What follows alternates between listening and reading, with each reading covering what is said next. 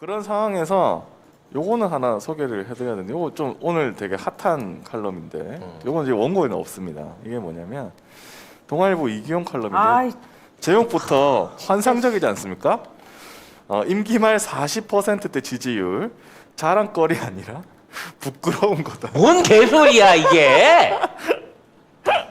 이제 하다가 이 지지율을 빨리 무너뜨려야 된다고 5년 내내 거의 4년 내내 엄청나게 해왔잖아요. 4년 내내 깐 게 어. 45%에서 38% 사이야. 지금 뭐 최고 지금 46%까지 올라간 걸로 내가 알고 있는데, 그러니까 이제 인지 부조화가 오는 거예요. 내가 아는 세상이랑 지지율 나오는 거랑 다른 거야. 그러니까 이걸 어떻게 할 수가 없는 거예요, 이 동아일보가. 그러니까 칼럼으로 자랑거리야, 이거 부끄러운 거래. 이걸 어떻게 근데 구체적으로 좀 물어봐도 뭐가 부끄러운 건지, 왜 부끄러운 건지. 이게 그냥 자기네 지지자들한테만 뭐 이거를 뭐 했다 이러는데 이게 말이 하나도 안 되거든요. 아니 자기 지지자들이 48%잖아 국민 중에. 아니 그러면 박근혜는 나중에 0% 나왔는데 1% 나왔는데 그거는 그럼 자랑입니까? 뭔 소리냐는지 이걸 도대체 받아칠 수가 없어. 이거는 진짜 이거는 그 여시대의 커다란 그림을 그릴 때 하는 얘기가 결과적으로 박근혜를 저격한 건 삼성이었고 네. 그 저격수 역할을 하기 시작한 게 최순실의 타블렛 PC였고 그거를 홍보시킨 게 JTBC였고 네. 그 목적은 최순실과 박근혜가 이재용한테 너무 많은 비용을 요구했기 때문이다. 말부터 시작해가지고 지금 그러니까 말은 말 그대로 부상이고 네. 실제 제일 재용이가 이 걱정했던 돈이나 주식을 너무 많이 요구했다는 거지. 그래서 야, 이 돈을 주고 내가 얘네들한테 망하느니 내가 차라리 얘네들을 꺾어버리고 돈을 지키는 게 낫겠다. 어차피 합병은 했으니까. 라는 차원에서 조카와 외삼촌이 말하자면 결탁을 해가지고 박근혜를 탄핵시켰다. 최순실을 이용해갖고 그런 썰이 있어요, 여러분. 네. 썰입니다, 썰. 네, 썰이에요. 그렇죠? 그래서 거기에 관련해갖고 이제 차기 대권을 만들어내기 위해서 여측에서 이기든 야측에서 이기든 무조건 우리 편을 대선에서 이기게 만든다는 차원에서 시작된 게 여시대인데 그러니까 이제 저쪽은 이현재하고 이쪽에서는 이광재를 둘을 핵심 멤버로 키포인트를 해갖고 여시대 사람들을 끌어모아가지고 이런 범여야를 넘어드는 후보군을 만든 게 뭐냐? 어떻게 고르든지 1, 2번 후보를 다 우리 편을 만들겠다라는 차원에서 시작됐다. 네. 이게 결국은 삼성과 어떤 그 이재용의 후계 프로젝트였다라고 하는 게 그런 썰이 있어요. 그런 와중에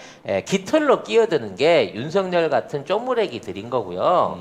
그러니까 이게 사실이라 그러면 사실은 그 이 모든 분란의 배후에는 삼성이 어느 정도 있다라고 하는 그 모든 악의 세력 빌런의 총 본사는 삼성이다라고 하는 이론이 만들어질 수도 있어요. 기승전 삼성이다. 기승전 삼성이 될 수 있는 부분이 있거든요. 근데 나는 이제 이거에 대한 신뢰성을 떠나서 파다 보면 늘 언제나 그 흔적이 기어 나온다는 거야, 어디서든. 그렇죠. 삼성의 자본이나 삼성과 연루된 인사나 삼성이 관여했던 것들이 드러나다 보니까 가끔 이 부분에 대해서 이것이 과연 음모론일 것인가라는 부분을 자꾸 생각하게 돼요.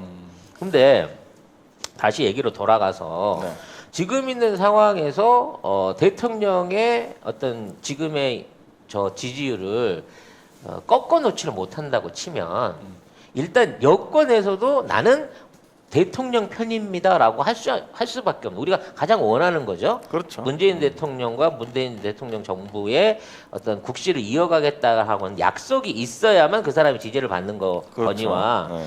야권에서는 내가 문재인 대통령보다 더 잘할 수 있습니다. 내가 더 좋은 사람입니다라고 하는 거를 꺼내놓을 수 있는 인물이 나서기 전에는 사실상 이 선거는 안 되는 거예요. 그렇죠. 저 40%만 고스란히 받아도 선거가 끝나 그냥. 근데 사실은 이제 언론이고 지금 야당이고 지금 몇 년 동안 계속했습니까? 사실은 문재인 대통령은 대통령 되기 전부터 그 후보로 나왔을 때부터 그 전에 박근혜 때부터 얼마나 언론들이 욕을 했어요. 근데도 지금 40%를 하고 있으니까 내 생각에는 진짜 동아일보가 약간 정신이 좀 혼미해졌다. 그러니까 이제 이 하다 생각이 들어요. 안 돼가지고 진짜 혼미해졌다. 저거 그걸 무슨 뒤집어- 얘기냐? 저거는 누구한테 하는 얘기냐면 임기말 40% 지지율 자랑거리 아니라 부끄러운 거다. 이거는 자기 언론 외론들이랑 자기 팀한테 하는 얘기야. 야 우리가 씨발 그렇게 존나게 깠는데도 이거밖에 안 돼. 그거 야다 욕을- 대가리 박아야 돼 씨. 이러고 있는 거야 자기네들. 그렇지 자조지. 우리는 틀렸어. 언론은 이제 망했어. 우리가 우리가 망했다고. 이렇게까지 했는데 결국 저 40%를 못 꺾었어. 심지어 저건 리얼미터로 조사를 했는데도 40%가 나와 버려. 그렇죠. 이런 부분 안에서 일종의 항복선언 같은 느낌도 있기는 그렇죠, 있어요. 그렇죠. 그런 거죠. 네. 네. 왜냐하면 동아일보잖아. 동아일보. 동아일보는 네. 말하자면 이낙연이 어떻게든 어이구. 이 지지율을 흡수를 해갖고 끌고 와야 되거든. 그렇지. 얼마나 좋아했는데. 그래서 지금 이낙연이 어떻게든 문파 인척 해보려고 지지율 상승을 만들어 가기 위해서 이제 저기를 자기는 문재인 대통령을 존경한다라고 하는 얘기를 꺼내고 그다음에 이제 가장 큰 경쟁자인 이재명 후보를 까는 거를 이제 정세균한테 시키면서 투트랙으로 어떻게든 이제 추미애 장관의 추격도 무섭지만 이재명 후보하고 떨어져 있는 거리차를 줄이기 위해서 둘이 투트랙으로 치고 나가고 있어요. 근데 이러한 짓거리를 하고 있는 동아를 정면으로 저격하고 있는 게 오히려 중앙일보라는 거야. 그러니까 중앙일보를 비롯한 이제 조선일보가 이낙연을 까기 시작하는데 그 까기 시작하는 원론에서 나오기 시작한 게 지금 민주당 안에서 불고 있는 노무현 탄핵에 관련한 탄핵? 네. 책임론이 과연 누구에게 있느냐, 이낙연 너는 떳떳하느냐라고 하는 부분이 불거지면서 기존에 있는 이제 그 문재인 대통령 지지자들, 이른바 이제 문파로 불리는 도대체 이거 유니콘이야 있다고는 하는데 구체적인 누군지도 조직이 모르겠다. 누가 문파인지는 모르겠는데 모르겠어. 문파라고 하는 이 지지 세력들한테서 이낙연을 까발리는 그 기사들이 그쪽에서 재생산이 되고 있다는 거예요. 그거는 이낙연도 이제는 저쪽한테서 가능성 있는 인물로 버림받았다는 얘기가 돼가고 있는 거거든. 결과적으로 동아일보만 혼자서 지금 대통령 지지율을 갖고 시비 거는 이유는 뭐냐? 조선과 중앙 같은 경우에는 이번 선거에 있어서의 극적인 역전을 사실상 포기했다고 봐야 되는 거예요. 이번 선거까지도 어차피 이 정부의 정통을 잇는 사람이 갖고 갈 가능성이 크다. 그렇죠. 네. 라고 판단을 하고 있기 때문에 여기서 자기네들이 더 이상 무리수를 두게 되면 그만큼의 정권 교체 이후에 불이익을 받을 수 있으니까 나름 중간 위치, 약간 중도적인 위치를 취하는 척하면서 나는 공평하게 하려고 했어요 라고 하는 포지션을 취하려고 하는 거예요. 차마 이쪽 편을 들어주지는 못하니까. 근데 그 공평한 표지선만 오더라도 일반인들이 보기에는 얘네가 왜 이러지? 개과천선했나? 이렇게 보이는 착시 현상이 생긴다는 거지. 그럴 수도 있겠네. 그러면 이기용 대기자가 넌 씨 눈이야? 그러니까 얘는 동아잖아. 동아는 동아니까. 아직도 이낙연한테 모든 걸 올인해야 되는. 제발 우리 선배님 살려주세요. 이런 제발 거잖아, 어떻게 해서든지 역전해서 이겨주세요 하는 마지막 바람이 있기 때문에. 그러니까 넌 씨 눈이네. 그러니까 아직도 대세를 못 보는 거지. 나는 어떻게든 동아에 뼈를 묻어야 되고 여기서 죽든 살든 결론을 내야 되니까 남의 닿지도 않는 손도 숟가락도 대보지 못할 밥에다가 저 밥은 맛없는 밥이야. 저건 사람 못 먹는 거야 라고 침을 뱉고 있는 거예요. 근데 그게 고스란히 네 얼굴로 도로 떨어진다는 거지. 네. 하여튼 참 이런 기사가 나올 만큼 자, 오늘은 코골이 재료라고 하는 구강 확장 의료기를 여러분한테 소개해드리려고 합니다. 이 제품은 잠잘 때 코골이를 방지하는 제품인데요. 언뜻 보시게 되면 이게 약간 마우스피스처럼 생겼습니다. 자, 이 제품은 제가 직접 성형해서 제 입에 맞도록 맞춰진 구강 확장 의료기입니다. 일상적으로 병원에서 쓰는 양압기와 같은 원리로 되어 있는데요. 우리가 잠을 잘 때 코를 골게 되면요, 정상적인 호흡이 불가능하게 되면서 뇌의 산소가 부족해지고요. 그로 인해서 숙면을 취할 수가 없게 되기 때문이죠. 본인의 입 모양에 맞게끔 이걸 성형을 해서 이걸 끼우시게 되면 자연스럽게 입 안에 숨 쉴 수 있는 공간 여유가 생기면서 편하게 호흡하실 수 있는 그런 형태의 의력입니다. 그래서 이 제품을 착용하고 잠자는 것만으로도 수면의 질을 개선할 수 있고요. 아까 말씀드린 코골이와 이가는 습관을 방지하고 치아를 보호할 수 있는 것이죠. 개별적 상담을 통해서 구매하시는 게 좋은데요. 지난 1, 2, 3월 동안 약 1,500개 이상이 실질적으로 판매가 됐던 제품이고, 병원에서 사용하는 200만 원대 양압기는 강제로 공기 주입을 하기 때문에 들숨 때는 코골이 소리가 없어지지만 날숨 때, 숨을 내쉴 때는 무호흡 증상이 생기기 때문에 오히려 부작용을 일으킬 수 있는 데 반해서 이 제품은 이빨과 이빨 사이의 간격을 벌려주고 자연스러운 자가 호흡을 통해서 코골이를 방지해주는 혁신적인 발명품입니다.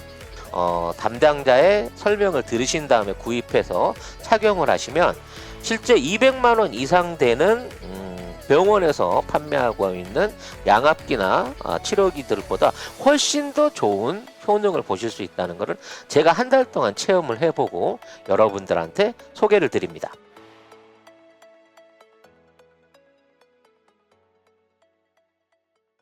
그러니까 이제 대세를 못 돌린다는 것도 얘는 알고는 있어. 그러니까 그렇죠. 40%를 아무리 해도 이게 알고는 있는데, 이제 그러면 여기서 어떻게 까야 되냐고 생각했을 때, 그럼 40% 넘는 것도 부끄러워라.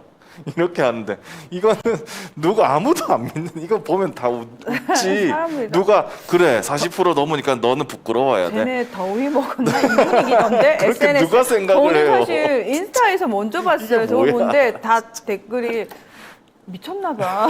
얘네 더위 먹었나봐. 대부분 정권 교체할 때 뭐라 그래요? 지지율 안 나온다, 뭐 다 빠졌다. 정권 심판이라 그러잖아. 그죠. 그럴 때는 정권이 잘못했다는 전제하에 얘들이 이러니까 바꿔야 됩니다라는 전략이 먹힐 때 쓰는 거예요. 거기다가 지지율도 다 떨어졌으니까 나가라 이러거든요. 그리고 보통 그런 거 터졌을 때 꼭 여권 인사들이 하는 게 대통령을 출당시키거나 그렇지, 탈당해라. 그렇지, 맞아. 탈당해라 그래가지고 우리는 선긋게 우리는 하고. 다릅니다. 뭐 이런 식으로 가는 거거든. 맞아. 근데 아까 기사 초반에 저쪽에서 던진 얘기가 그거잖아. 중앙일보. 그게 조선일보 똑똑하다니까. 조선일보? 이번 선거는 정권 심판이 아니라는 거야. 어. 이걸 정권 심판의 그 어떤 프레임으로 몰고 가면 다 진다. 이 40% 어. 지지하고 있는 문 대통령 지지자들이 무슨 변수에도 안 찍어 야권을. 당연하지. 그렇죠. 그럼 그냥 끝난 거야. 그리고 사실 40%가 아니거든. 더 많지. 65%일 가능성이 높거든. 더 맞아요. 응. 그러니까 얘네들은 지더라도 51대 49로 져야 그렇죠. 그렇지. 개혁에 저항할 수 있는 명분이 생겨요. 그렇지. 근데 60대 40으로 져버리잖아요. 그러면 다음 정권이 하려고 하는 개혁의 명분을 그대로 받아들일 수밖에 없다는 거예요. 쭉 밀릴 수밖에 없어요. 그래서 이거는. 현재 조선이나 중앙이 취하고 있는 중립에 가까운 스탠스, 그리고 정권 교체 차원이 아닌 그 어떤 일종의 포기겠지만 기존의 정권을 여야를 바꿔가는 정권 교체가 아닌 말 그대로 대통령의 교체. 어떠한 대통령을 세워야 될 것이냐라는 부분. 그러니까 여권 주자한테만 몰려가 있는 거예요. 그렇죠. 지금 빅3, 빅4로 분류되는 이재명, 정세균, 이낙연, 추미애 이 네 후보. 이 이외에 나머지 후보는 다 떨거진 거 우리 너무 잘 알잖아요. 이 중에 누구를 뽑을 것인가라는 부분인 거고, 그 중에 누가 됐을 때 지들이 피해가 제일 덜하겠나. 그렇지. 아니면 그 안에 있는 뭐 그렇게 믿고 싶지 않지만 수박을 당선시킴으로 인해 갖고 내부적인 구태타. 정권은 안 바뀌었지만 대통령을 자기네 사람으로 만들 수 있을 것인가를 생각하기 때문에 조선하고 중앙은 그쪽으로 돌아 있는 거야. 근데 이걸 못하는 미련한 동아 같은 경우에는 아직도 있다 이 말도 안 되는 칼럼을 써갖고 사람들을 약을 올리고 있는 거란 아니, 거죠. 진짜 송 작가 말씀 맞는 게 지금 야권도 문재인 정부 비판을 지금 하고 있거든요, 계속. 근데 그게 안 먹혀? 아무것도 안 먹히는 거야 지금. 4년 동안 안 먹히고 앞으로도 안 먹힐 거고 문재인 대통령이 있을 동안에는 안 먹힌다는 거를 알아요 다. 근데 지금 대선 후보나 이런 사람들이 문재인 대통령 못한다 이렇게 하면 공감이 하나도 안 되잖아요 사람들이. 그러니까 이제부터 야권 후보는 문재인 대통령 잘한다라고 해야 돼.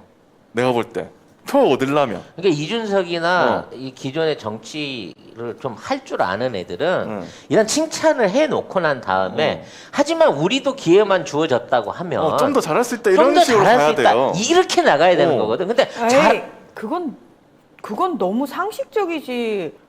않죠? 아니 지금 말씀하신 건 너무 상식적이죠. 왜냐하면 쟤들은 상식이 없는 아이들인데. 아니 그렇지. 그러니까 그나마 그런 얘기를 할 수 있는 애들이 한 명도 없어서 참 다행이라니까. 그러니까 저쪽에는 그런 상식이 있는 애가 1도 없어요. 내가 늘 얘기했잖아. 저쪽에 진짜 연기력이 뛰어나면서 이러한 어떤 개혁적이고 청렴한 이미지를 줄 수 있으면서 그러한 배경을 갖고 있으면서 저한테 기회를 한번 주신다고 하면 저는 뭐 최선을 다해서 문재인 정부보다 더 잘해보겠습니다. 요런 놈이 나타날까봐 겁나 무서웠다는 거야. 없어? 일부에서는 이준석이나 김동연이 그런 역할을 할 수 있지 않을까 기대했던 사람들도 있어. 아니 저도 약간 김동연이 그렇게 할 수도 있겠구나라는 생각했었거든요. 근데 막상 아니더라는 거지. 그렇게 못해. 준석이도 마음은 그렇게 하고 싶지만 그 물에서 놀다 보니까 그쵸. 그게 안 돼. 거기에서는 그 또 썩은 물을 먹고 자라나다 보니까 분명히 약초가 돼야 되는데 지금 독초가 돼가고 있는 과정인 거거든. 그런 면에서 우리가 준석이한테 걸었던 기대, 준석이의 종자의 기대가 아니라 국민의 짐이라고 하는 저 토양의 기대가 결과적으로는 지금의 결과를 만들어내고 있고 우리가 걱정했던 것보다 2개월 전보다 훨씬 더 저들의 지지율이 떨어지고 있고 앞으로 돼가는 꼴도 폭망각으로 가고 있다는 면에서 송 작가가 연초부터 꾸준히 주장했던 오세훈, 이준석 정말 웃겨 보이는 이런 애들이 나중에 큰일 한다. 아하. 쟤네들의 삽질이 우리한테 큰일 한다. 윤석열 대단해 보이지만 검증 시작되면 저거 한 방에 간다. 그렇죠. 이낙연 저 지지율 곧 다 까먹는다. 그 모든 예언대로 흘러가고 있는 거잖아요. 네. 이게 거시적인 면에서 정치를 보는 거야. 왜? 지금 대한민국을 움직이는 세력들은 국민의 짐이나 일부 정치 말 많은 국회의원들이나 윤석열이나 진중권 같은 호사가가 아니고 묵묵히 자기 위치에서 대한민국을 세계 최정상에 올려놓은 이 문재인 대통령이라고 하는 든든한 디딤돌이 있기 때문인 거예요. 네. 그래서 오늘 뭐 일면 기사들을 쭉 봐도 저는 옛날 같았으면 그 정통성이라든지 그 김효수 지사 그 판결되고 난 다음에 그런 정통성 문제라든지 이걸로 엄청 공격할 줄 알았거든요. 아무도 안 썼어. 하고는 있어. 아니 하고는 있는데 그게 정권 그러니까 비판하려는 그 야당 국회의원이나 야당 정치인들이 그렇게 얘기하는 거를 받아 쓰는 정도지. 야당의 일부들은 네. 자 어찌됐거나 댓글 공작이 법으로 인정받았으니까 인정하고 대통령은 사과하고 하야해라 그러니까 그거는 라고 하는 프레임을 갖고 있어요. 근데 이거는 늘 말씀드리지만 이 정권을 흔들기 위해서 작년부터 준비된 프레임이야. 작년부터. 그리고 그거를 완성시키기 위해서는 윤석열도 여전히 검찰에 있었어야만 되는 거고 그리고 그렇죠. 끊임없이 얘네들의 공작이 먹혀가지고 대통령의 지지율이 10% 이상으로 빠졌어야 되는 거고 근데 오히려 더 올라가니까. 조국 장관 일가가 전부 다 유죄 판정을 받으면서 사실상 범죄자가 돼야 하며 김건희 같은 돌발 변수는 나오지 말았어야 했던 거지. 그렇죠. 네. 응? 그리고 근데 이 김건희와- 모든 것들이 예상하고 정반대 방향으로 가기 시작한 거야. 계획을 세운 똑똑한 애. SS의 미전실은 여시대는 충분히 좋은 시나리오를 썼어. 그리고 거기에 충실하게끔 노력했던 김종인이 있고 그리고 그들이 키워왔던 김동연 같은 사람들이 있었는데 결과적으로 우리가 기대했던 빌런들이 날뛰기 시작하면서부터 지 멋대로 날뛰기 시작하면서부터 김종인의 지위를 안 받았거든. 그렇죠. 응? 그때 정말 국민의힘이 김종인이 시키는 대로 아무 짓도 안 하고 진짜. 국민재난지원금 다 줘가면서 부동산 전수조사에서 지네들 한 30명 날리고 40명 날리고 그랬으면은 이런 것들을 쭉 해오면서 지지율을 쌓아왔고 윤석열도 정말 열심히 조작해갖고 어떻게든 유죄 증거를 만들어내가면서 각자에 있는 애들이 자기 위치에서 역할을 다 했으면 지금쯤 대통령 지지율 많이 빠졌을 거고 국민의힘 지지율 많이 올랐을 거고 그렇죠. 그런 상황에서 정말 능력 있는 제가 사심 없이 기회만 주신다고 하면 문재인 정부보다 더 잘해보겠으면 나왔으면 진짜 이거는 여시자나 SS가 그린 그림이 될 수 있었다는 거지. 그 얘기 들으니까 약간 소름 돋네. 아니, 그렇게 근데 갔으면. 애초부터 그 그림을 얘기를 한 거예요. 그리고 이미 내가 얘기를 했잖아. 그 그림 안에는 이게 여권이 2명, 야권이 1명인 통합된 1명으로 해갖고 선거를 치러가지고 선거에서 승리한다고 하는 계획까지도 다 나와 있었다니까.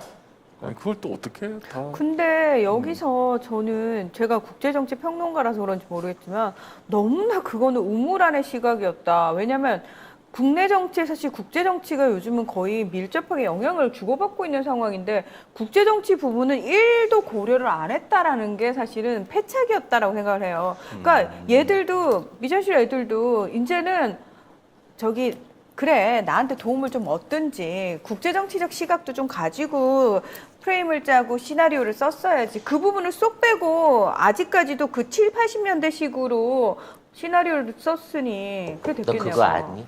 뭐? 삼성도 트럼프한테 걸었다. 에? 걔네들도 진짜? 바이든의 당선은 예측을 못했던 거야. 결과적으로 지금 있는 그 여러 가지 흐름 안에 시나리오는 1년, 2년 전부터 완벽했어. 그리고 이걸 통해 가지고 처음에 조국 장관을 맹공격하기 시작할 때만 하더라도 그렇죠. 그 기세가 대단했어. 먹히는 줄 그렇지. 알았지. 문제는 이게 흘러오는 과정 중에 그 밑에서 똘마니 노릇을 하던 놈들이 하나씩 둘씩 일탈 행동을 하기 시작하더니 이 모든 걸 다 망쳐놓은 거야. 지금 김경수 지사에 대한 유죄 판결 그게 무슨 뭐 대법원 앞에 김명수 저격한다는 뭐 화환 갖다 놔갖고 그것 때문에 대법원이 쫄아갖고 판결했다 말도 안 되는 얘기고요. 대한민국 법조계는 사실 거대한 로비스트들에 의한 삼성 장학생들 그리고 거대 로펌의 자본에 다 묶여 있는 거기 때문에 얼마든지 조절할 수 있는 그림이었어. 다 돼 있는 짜 있는 시나리오 중에 과정 중에 하나였다고. 그러니까 걔들은 시키는 대로 다 했는데 정치인 애들이 윤석열부터 시작해가지고 돌발 행동을 한 거지. 그리고 그렇죠. 윤 대통령이 워낙에 잘하니까. 너무 잘해버린 너무 다 거지. 잘했고 뛰어넘어버린 사실은. 거지. 세계적으로 잘해버리니까. 이 팬데믹을 이렇게 해결하고 경제를 이렇게 만들고 외교적 한국의 위상을 이렇게 끌어올릴 줄은 몰랐던 거야. 근데 미주 중앙일보가 아무리 욕을 해도 타임스나 BBC가 대한민국에 대한 정론이 되기 시작하는 순간 더 이상 이번 경기에서는 이번 선거에서는 승부를 낼 수 없다라고 생각하고 저쪽에 손절매가 들어갈 때가 된 거예요. 그러니까 이제는 근데 그 잘못에 외론들 잘못도 있어. 무슨 잘못이 있냐면 이미 외신들이 국내 조중동을 비롯해서 국내 외론들, 그러니까 대한민국 언론이라고 하는 소위 말해서 그 언론의 얘기를 1도 믿지 않는 상황을 얘들이 자초를 한 거잖아요. 그렇지. 사람들의 그 사실은, 생각과 관계없이 자기네 쪽으로만 그냥 옆도 안 보고 좀 대충 이렇게 좀 끌고서 가야 되는데 세련되게 했었어야 되는데. 야 일단 가 이렇게 해가지고 사람들이 아무도 안 믿게 돼버렸어. 그리고 진짜. 지난번 대선 이후부터 어느 순간인가 한일 무역 전쟁이 생기고 난 이후부터 뭔가 정치 세력의 보수 진보의 싸움이 한일전이 돼가기 시작했거든요. 맞아. 이 그림이 계속 만들어져요. 근데 이 그림을 만드는데 처음에는 에이, 무슨 말도 안 돼서 일본이 뭐 우리나라 국회의원들을 어떻게 하고 언론 어떻게 해. 근데 지금 그 연관성들이 너무 뚜렷이 보여지고 있잖아. 그리고 노골적으로 개입하고 있는 모양이 보여요. 보이니까.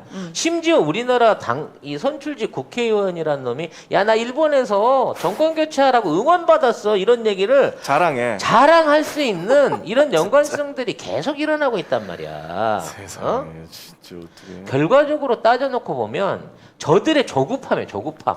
그렇죠. 지금 문재인 대통령을 쓰러뜨리지 못하면 일본이 망하고 보수가 망하고 검찰이 망하고 재벌이 망할 수 있다. 물론 재벌이 가난해진다는 게 아니라 지들이 끼치던 그 막강한 기득권과 영향력이 줄어들 수 있다라고 하는 이 패착 때문에 결과적인 무리수가 지금 이 모든 걸 엉클어뜨려 놓은 거야. 그렇죠. 사법부가 준비해 놓은 스케줄, 그 다음에 삼성이 준비했던 스케줄, 언론이 준비했던 스케줄, 여러 가지의 스케줄들이 짝짝짝짝 모여갖고 지금 시너지를 만들었어야 되는데 이게 지금 엉망진창이 되면서 동시다발적으로 이 터지고 있는 모든 거야. 세력이 다 망하고 있는 거야. 지금 여기서 뻥뻥뻥뻥 터지니까 지금 이미 미전실은 약간 이거 그래서- 쓰시면 안 될 것 같은데 이러고 있는데 제가 하나의 팁을 드리자면 몇 년 전에 미리 큰 그림을 그리지 마세요. 그러니까 그리고- 민첩함을 기르셔야 돼요. 그리고 그런 네. 큰 그림을 그리려면 송 작가를 먼저 와갖고 상담을 하세요. 네.